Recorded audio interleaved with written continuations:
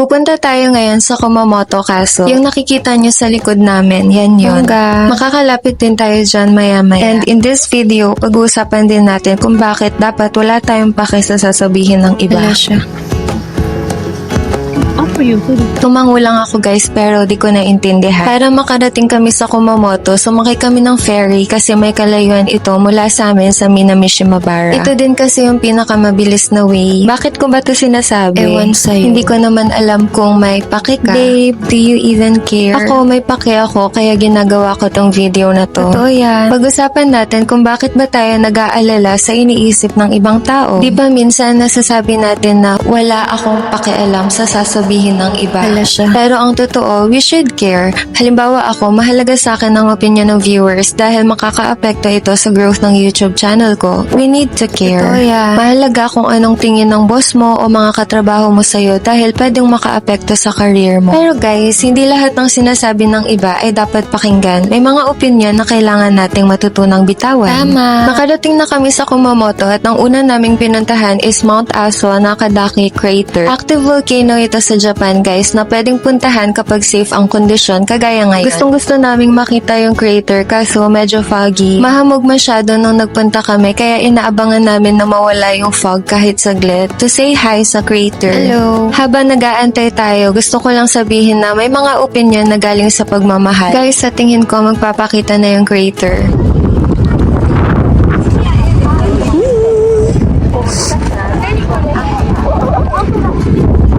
Ayan na nga siya guys. I-appreciate muna natin ang kanyang beauty. Worth the wait talaga. O diba madaming pumupuntang turista dito. Bongga! So sabi ko nga kanina, may mga opinion na galing sa pagmamahal at totoong may care sila sa'yo. Pero take note din babe na meron din nanggagaling sa inggit, insecurities, or kakulangan ng pangunawa. Kaya naman maging choosy tayo sa mga opinyong hahayaan mong makaapekto sa'yo. Ito ang Aso Kuju National Park at yes, malapit lang to sa Nakadaki Crater. Nagpunta kami dito para sa horseback riding pero madulas yung lupa kaya hindi mo na nila pinayagan yung horseback riding. Hiningal ako. Bale, nagpicture na lang kami kasama ang mga kabayo. Ang lulusog na mga kabayo dito at alam mo ba na kaya nilang matulog ng nakatayo? Meron kasi silang tinatawag na stay apparatus na naglalak sa mga binti nila. Galing no?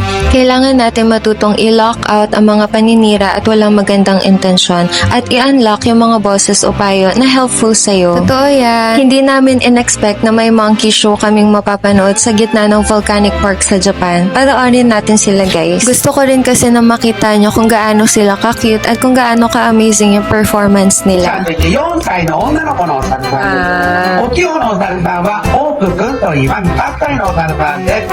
実はとっても苦労したんですが、おかげさまでどんどんどんどん。僕が終わろうねっていうまでは頑張って乗り切る。この頑張りを見てほしい。おい、どけろ。オッケーオッケー、そういうことまでな。ラスト1周。この1周で回って戻ります。最後までホープは絶対こけません。ガビーン。ありがとうございます。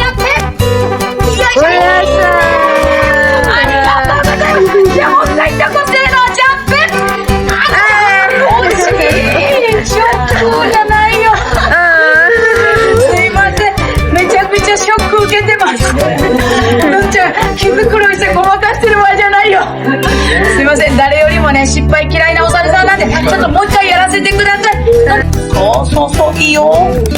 今しっかりバランス確認してます。のんちゃん、確認取れたら行くや。おー、いいね、上手。そうよ。わかります。手と足をね、上手に動かすんです。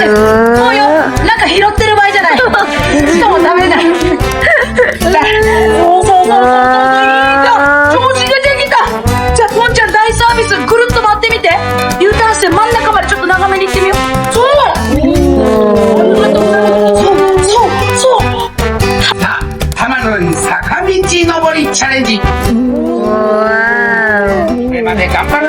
はい、到着です。いいね。さあ、下り坂も頑張るんで乗ってください。はい、オッケー。これね、最近コツを使ったんです。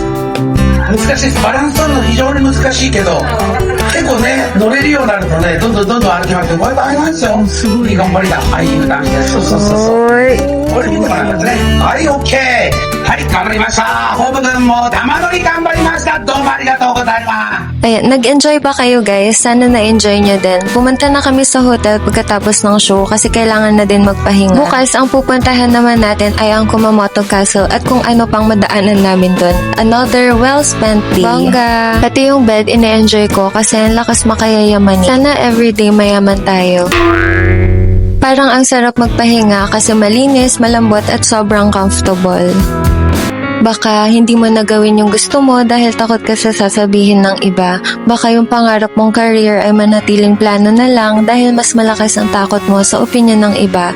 Baka hindi mo sinisimulan gumawa ng content dahil mas iniisip mo ang iisipin nila. Nasa hotel elevator kami at tanaw namin yung Kumamoto Castle. Walking distance lang siya mula sa hotel guys. Sobrang lapit. Sikat na sikat ang Kumamoto Castle dito. Nung gumuho ito dahil sa malakas na lindol noong 2016, hindi siya pinabayaan ng mga tao. Inumpisahan nila ang mahabang restoration process. Mahal na mahal talaga nila yung kasaysayan nila kaya nagtulong-tulong sila guys para buuin ulit yung kaso. Ganun kasi ata talaga pag mahal mo.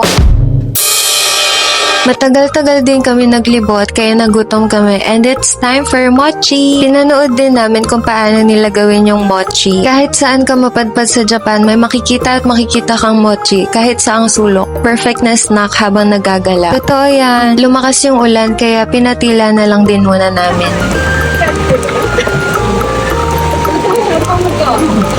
Importante din kung anong iisipin ng iba. It matters kung ano yung iisipin ng mga mahalaga sa buhay mo sa'yo. It matters kung anong iisipin ng mga kaibigan mo.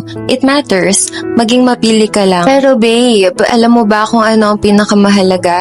Ito yung kung anong iniisip mo sa sarili mo. Kapag naniniwala kang talo ka na, mas madali kang susuko. Mas madali kang mawala ng gana kasi tinitignan mo ang sarili mo as failure. Pero kapag nakikita mo ang sarili mo as someone na natututo, lumalaban at nagpapatuloy, mananatili kang matatag. Totoo yan. Wow, ang daming koi fish. Favorite ko yung yellow. Wala, dalawa pa sila. Pero actually, wala naman silang pake kung favorite ko sila o hindi. Isulat mo to sa notebook mo or sa journal mo. You can be the sweetest, richest, at pinakamasarap na chocolate sa buong mundo. But there will always be someone who doesn't like chocolate. And that's okay. That's beautiful. Hindi lahat magugustuhan ka. Hindi lahat pipiliin ka. Basta ikaw, alam mo ang value mo. I care about what you think about this video. Gusto kong malaman ang thoughts nyo. Share nyo lang guys sa comment section. See you every day.